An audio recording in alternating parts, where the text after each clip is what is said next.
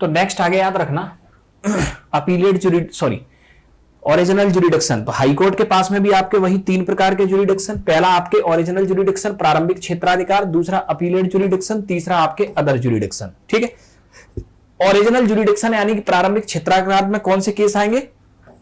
बे case जो पहली बार में हाई कोर्ट में इंट्रोड्यूस हो सके, ऐसे केस स्टेट में सिर्फ वायलेशन ऑफ फंडामेंटल राइट के होते हैं, आपके मूल अधिकारों के उल्लंघन के, वायलेशन ऑफ फंडामेंटल राइट।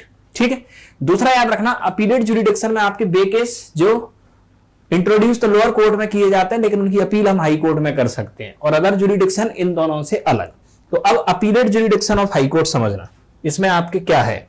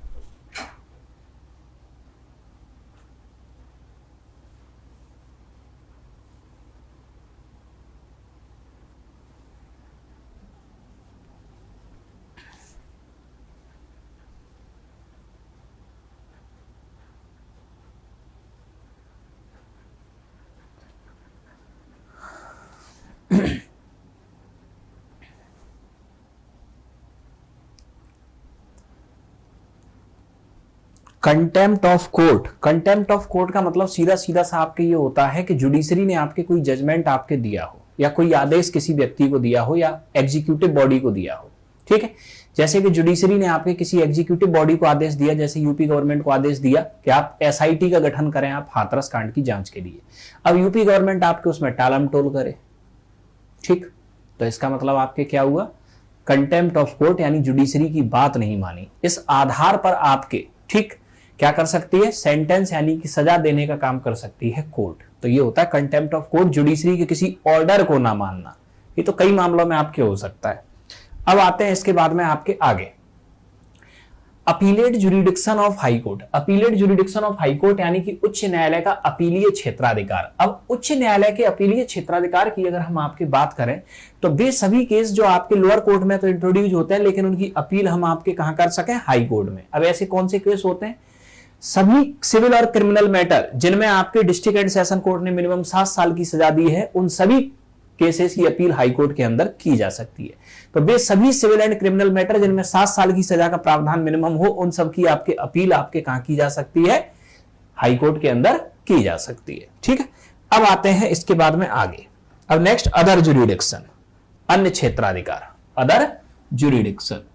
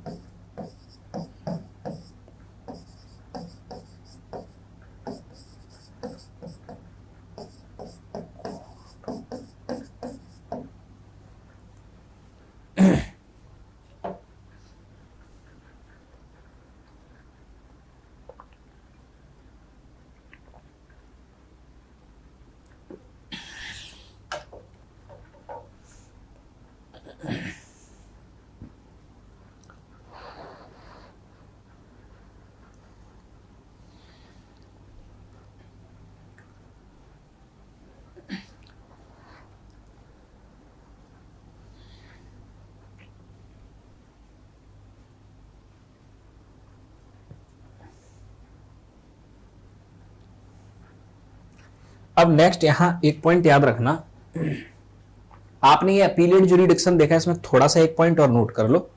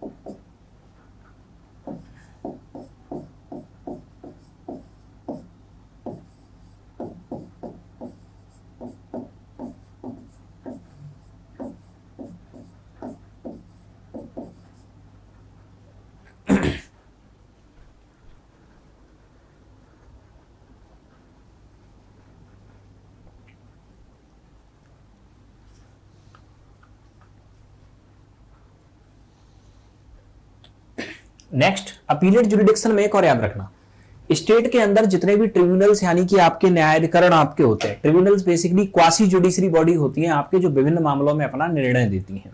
ठीक है, आगे बताएंगे हम ट्रिब्यूनल होते क्या है।